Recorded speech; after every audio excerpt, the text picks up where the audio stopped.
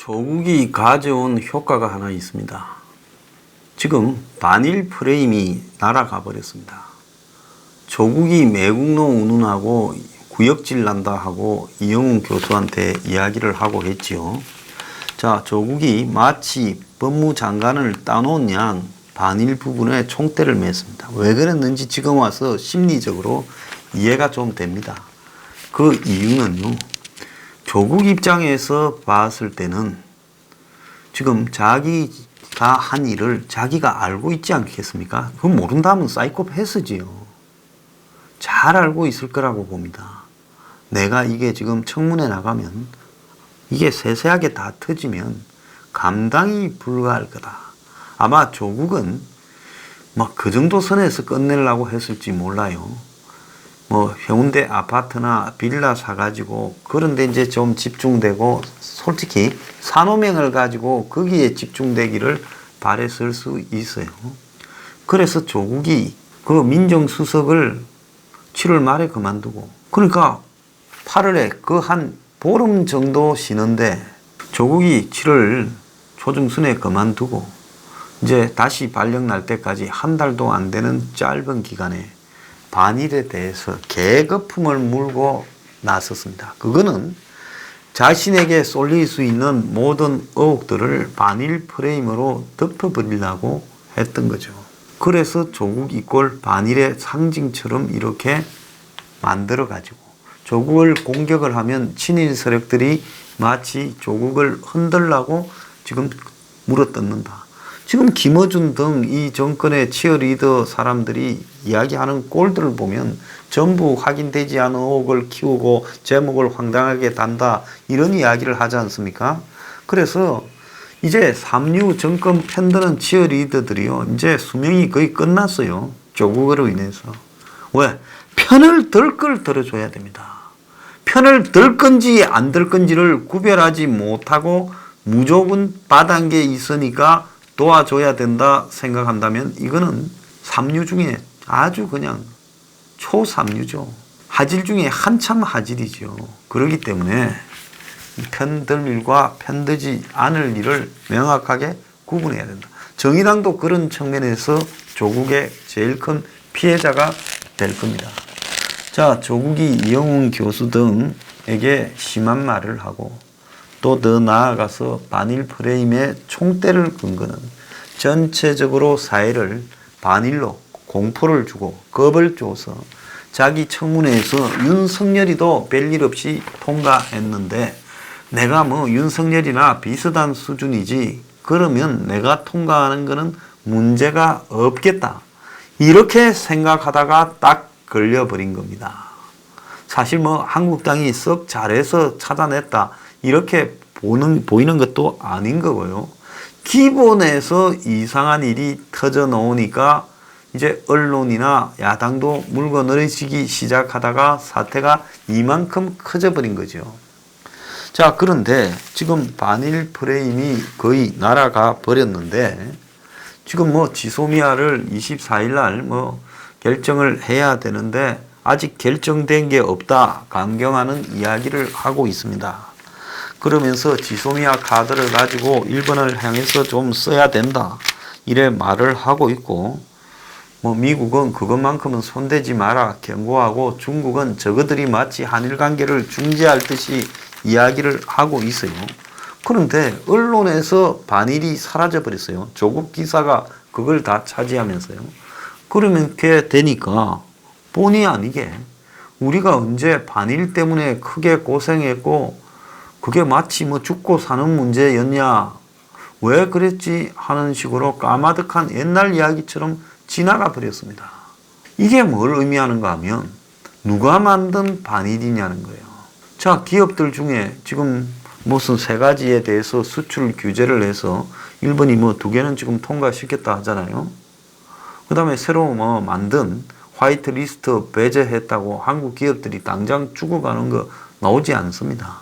그러면 애초부터 차분하게 선동을 조장해서 반일로 몰고 가면서 불매운동을 벌이고 온갖 그냥 정치적인 쇼를 하지 않았다면 애초부터 일본하고의 문제는 차분하게 가서 얼마든지 정리할 수 있는 문제인데 처음부터 이 문제를 이렇게 정치적으로 몰고 가서 떠들어 제낀 우리가 매우 잘못한 게 아닌가 반성을 해야 될 부분이 생기지 않겠습니까?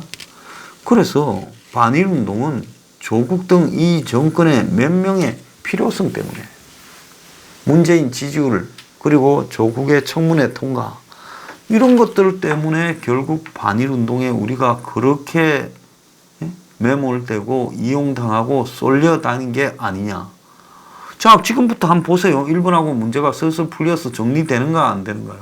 슬슬 풀려서 정리됩니다. 장난만 안 치고요. 지금 눈앞에 다른 불똥이 터져버렸으니 반일을 가지고 이야기를 하다가는 욕을 먹게 되니 반일 이야기를 못하니까 지금 반일 문제가 그냥 말은 안 하고 가만히 있으니까 정리되고 사라지고 있지 않습니까? 그러니 반일을 누가 무슨 목적에서 불을 질렀는가는 뻔한 거죠. 문은 지지율 때문에 조국은 지 청문회 통과 때문에 반일에 불을 지른 게 아니냐. 저는 그렇게 보고 있습니다. 그래서 반일의 본질이 지금 우습게 되어버렸잖아요. 자, 정권이 조용하니까 이제 누가 반일하는 사람도 없어요. 불매운동 한다고 요즘 텔레비 보도하는 거 봤습니까? 그건 싹 사라졌어요. 이렇게 그야말로 양은 냉비에 달아오르듯이 달아올랐다가 금방 식고 그러니 정치하는 꾼들이 얼마나 국민들을 다루기가 쉽겠냐는 겁니다. 국민들이요 크게 반성해야 될 부분이라 봅니다. 자, 어제 보수 진영 내에서 토론회가 여기저기 좀 열렸던 모양이에요. 대한민국의 미래와 보수 통합이라는 토론회가 열렸고 또 한편에서는 프레스센터에서 플랫폼 자유와 공화 아마 박형준 등이 주도하는 모임인 것 같습니다. 거기에 대한민국 위기 극복 대토론회 통합과 혁신 이런 토론회가 열렸다는 거예요. 자, 먼저 어제 국회에서 열린 토론회에 보면 난리가 났습니다. 김문수, 김무성 두 사람이 박근혜 전 대통령 탄핵을 두고 설전을 벌였다고 합니다. 거기에 열린 토론 미래 대안 찾기라고 해서 아마 보수가 어떻게 통합해 가야 될 건가를 논의하는 토론회였는데 김문수가 하는 말이 박근혜 전 대통령을 뇌물죄로 구속시키는데 분노하지 않은 사람이 국회의원 자격이 있냐 이랬고 김무성을 겨냥해 우리 다 박 전 대통령의 도움을 받은 것 아니냐. 김 의원, 김무성 당신은 앞으로 1000년 이상 박근혜의 저주를 받을 것이다. 이렇게 하고 적어도 저는 박 대통령이 저보다 더 깨끗한 사람이라 확신한다. 돈 받을 이유도 없고 돈 받아 쓸 데도 없다. 저는 아내가 맨날 돈 안 가져오냐 하는데 박 전 대통령은 자식이 있냐 뭐가 있냐 뭔 뇌물을 받냐 이렇게 말을 했습니다.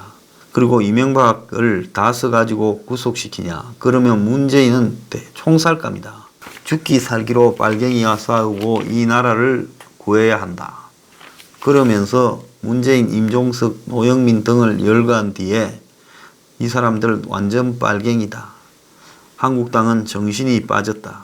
박근혜 전 대통령을 탄핵해서 나라를 빨갱이에게 다 넘겨주는 것 아니냐. 이렇게 말을 했답니다.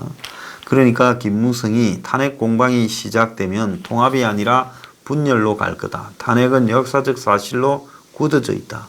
탄핵에서 정권이 넘어가 문을 불러왔다라는 이야기는 잘못된 거다.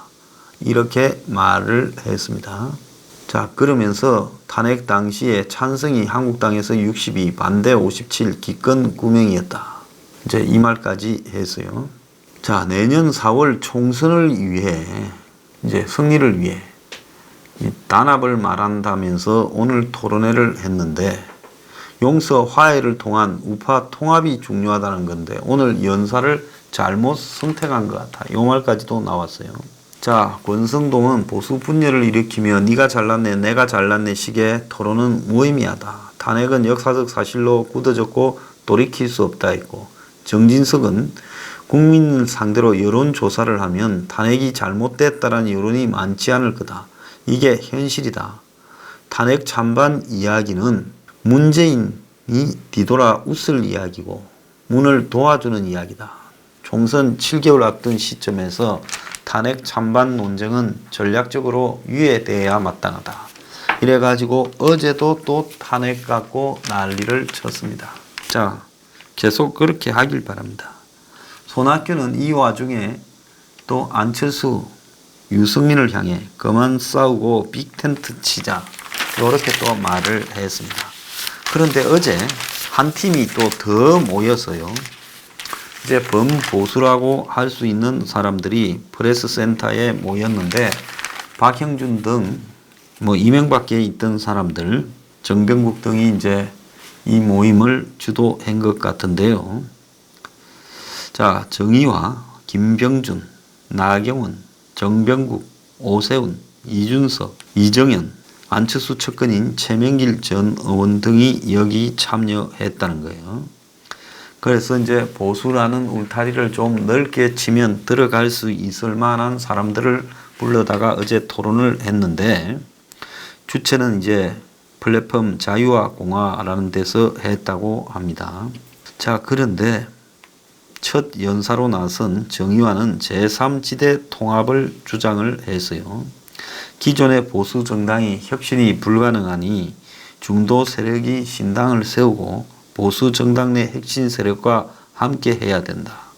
정병국은 다음 선거가 아니라 길게 봐야 집권이 가능하다. 즉 총선이 아닌 그 이후를 보자 이랬고, 이준석은 한국당과 바른미래당이 합쳐도 서울에서 이길 수 없는 게 현실이다. 묻지마 보수 통합해봤자 별 의미 없다. 나경원은 큰 집을 이야기하며 반문연대라는 틀 속에 차이를 무시하고 비전을 갖고 실천할 때다. 자유한국당을 중심으로 뭉쳐야 된다. 그래서 한국당 안에 안철수부터 우리 공화당까지 다 같이 해야 된다. 자, 그랬고 어제도 또 거기서도 탄핵 이야기가 나왔대요. 김병준은 전 비대위원장이죠. 박통 탄핵은 국민의 삶을 더 좋게 이끌고 헌법적 가치가 살아나게 하자는 게 목적이었는데 그런 점에서 탄핵의 목표는 실패했다. 이제 탄핵 당시에 각자 입장에 대한 이야기는 그냥 유보하자 이랬고, 오세훈 전 시장은 현재의 위기는 이전에 경험해본 적이 없는 보수층 내부의 정신적 분열이다. 보수 유튜버도 분열하고 시청자층도 분열할 정도다. 지금 필요한 것은 통합혁신보다 통합과 화해다.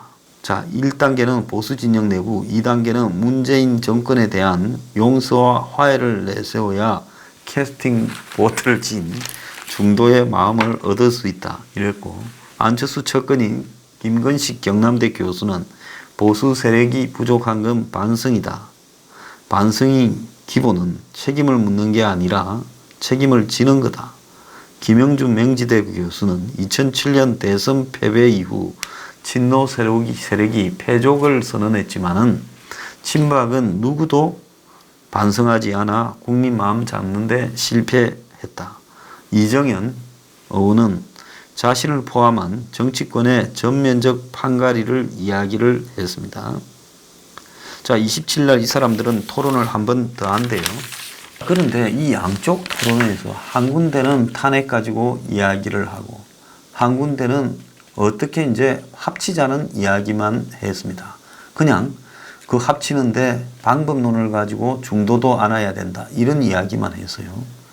그러니까 이 두 군데서 한 이야기가 다 그야말로 올바른 시민의 삶, 국민의 삶의 입장에서 봤을 때 보수가 그들의 지금 필요들을 충족시키면서 과감하게 혁신하고 변화해서 이 서민 보수 대중과 함께 가겠다라는 말은 양쪽에 어디에도 안 나서요. 앞에는 네가 잘났니 내가 잘났니 원론적 문제 이야기했고 뒤에는 각 계파들을 어떻게 안을 건가라는 기술적 문제를 이야기를 했습니다. 두 군데 다 어디도 지금 보수가 가지고 있는 아젠다가 틀려먹었다. 이걸 과감하게 바꾸는 부분에 대한 이야기는 누구도 지금 하지 않고 있다는 겁니다. 이건 뭘 의미하는가 하면 지금 이대로는요 보수가 이미 총선은 끝났습니다. 기대도 하지 말길 바래요. 문희 조국을 가지고 아무리 난리를 치고 쇼를 해도요. 문희 망하는 것과 이 보수가 살아나는 것이 일치하지 않을 수 있다는 게 지금 나타나고 있어요. 허구날 논의의 수준이 한 발을 앞으로 못 나갑니다. 과감하게 서민 대중들의 삶을 지금 다 삶이 무너져 가잖아요. 중산층 서민이요. 그걸 어떻게 지켜낼 것인가라는 부분을 가지고 과감한 그런 아젠다를 캐치프레이즈를 내걸어서 그걸로 그야말로 찍지 말아 해도 찍게 만드는 그런 수를 둬야 될 건데 그 이야기를 하는 사람은 어디에도 없는 거예요. 그러니까 기성 보수 정치인이나 보수 주변이나 뭐 중도에서 얼쩡거리는 사람까지 포함해서요. 정말로 국민을, 서민을 위한 정치를 하려는 사람은 한 명도 없고 전부 지 필요에 따라서 씨버리고 있는 겁니다. 그러니까 지금 이 새로운 보수의 가치는요. 과감한 개혁적 가치를 서포 15조 같이 내걸어서 그걸로 승부를 봐야 된다는 거예요. 그 외엔 다 거짓이에요.